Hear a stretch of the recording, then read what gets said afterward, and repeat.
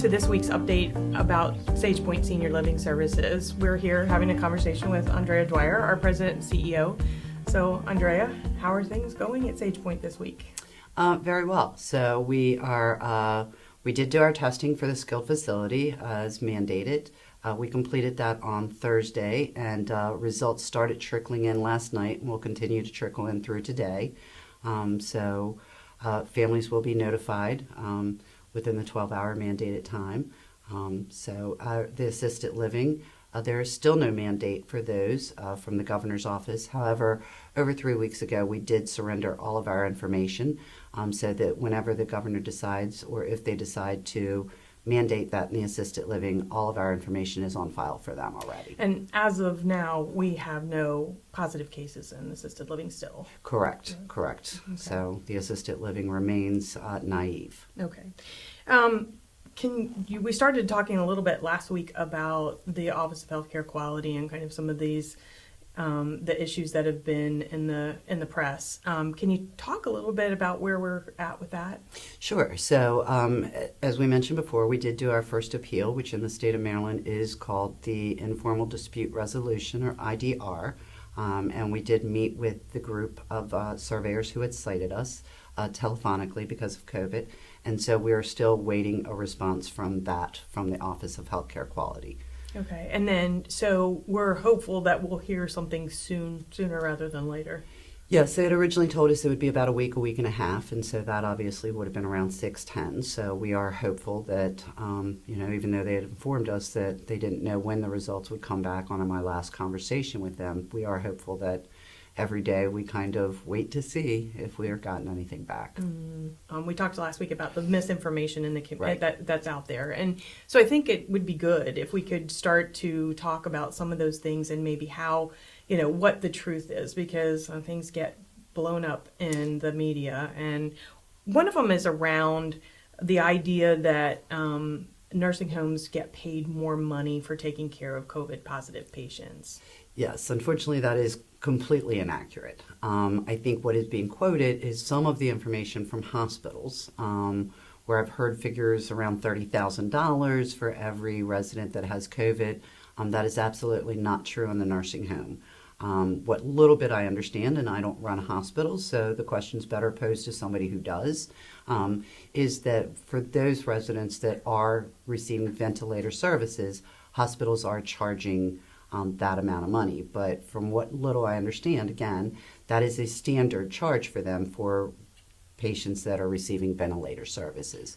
Unfortunately, nursing homes, and especially those that serve predominantly Medicaid, have not received any additional reimbursement under that service for COVID clients. And the majority of the residents that we have in the skilled nursing facility at Sagepoint are Yes, Medicaid. over 70% of our population are medical assistance clients, and so we do not receive any additional money under our daily rates for treating medical assistance COVID clients at all. There's been a lot of extra money that's been spent on just every facility, but in particular in a nonprofit, when you've had to spend a lot to... Yes. So we don't prepare. have the buying power that large organizations do as a standalone nonprofit.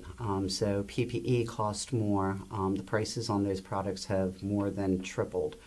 So all of that costs more. Testing costs more. Time management costs more. Every time we test, it's taking us about 80 hours of nursing time.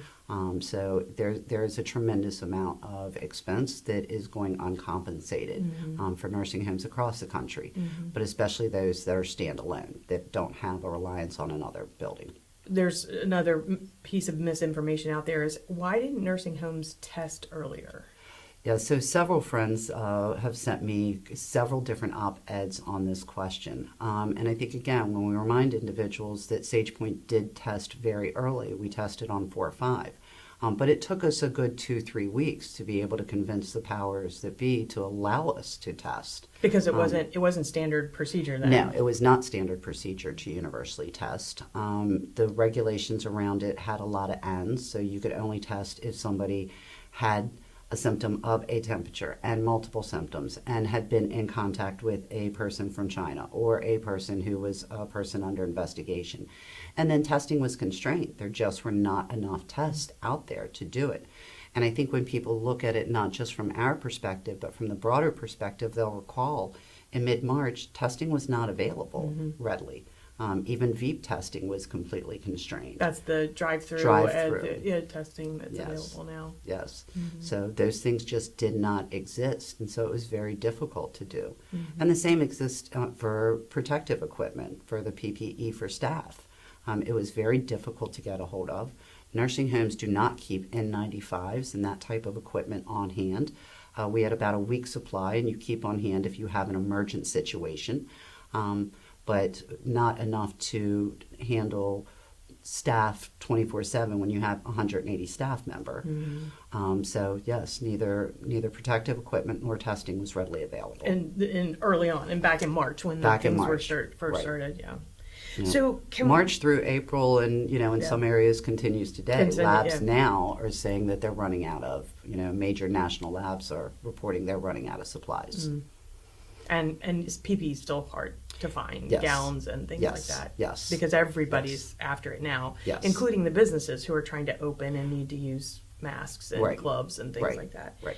Maryland Department of Health has a website where they put up information about the number of cases and the number of deaths in both staff and residents on their website. And there's a lot of confusion about it. It's, so can you clear up a little bit about that? I'm not sure I can, actually. So one of the things that I think, a lot of facilities took a lot of grief around was the transparency. And we were never concerned about listing our numbers. Before we even had our first COVID client in our facility, and we knew that they had tested that way at the hospital as positive, we went ahead and notified the local Department of Health. So our transparency to the state agency has always existed. It is a long-standing process that you report infectious issues to your local Department of Health. And so we've been doing that since before 3:30, making them aware of where we are, what's going on, and when we had our first case. So the information has always existed. The idea that the CDC documentation is wrong across the country. The Maryland Department of Health, that's their decision as to how they list, whether they choose to do it cumulatively, not cumulatively, whether they throw it up all at the same time again. That really falls to their decision-making process, but our transparency has always existed. But for the general consumer out there, what's important if you're trying to make a decision, which is why that information is important, it's not how many cases were back in March, but how many, if you're trying to make a decision about moving mom or dad into the facility, it's how many cases are there now? What does it look like? And I think that's the thing that people have to remember when they look at that, Right. And I think that's where the challenge exists, because it does appear that sometimes your numbers are reposted again in a cumulative way. Right. And that can be very off-putting if you're trying to decide where to place your mom or dad or your loved one. But at the same time, it's not serving a greater good. It's not providing information. At this junction, I would prefer even just to see the standard numbers of what's going on now. And they do keep a cumulative count. So even if they fractioned it out and did both, I think it would be more informative for consumers. I mean, the bottom line for us is it's always been one case was too many. Correct. And so, but, if you're trying to serve the good public health, it's knowing what the information is that serves that purpose. So yes, we agree completely. Yeah. But again, our transparency has always been to make sure the Department of Health knows where we are, and what they do with that information is really up to them and their decision-making process. But we do think showing current information helps to serve the greater good for public health. Right. All right. Well, thank you again. We'll be back next week. Absolutely. Thank you for joining us, and we'll see you next week.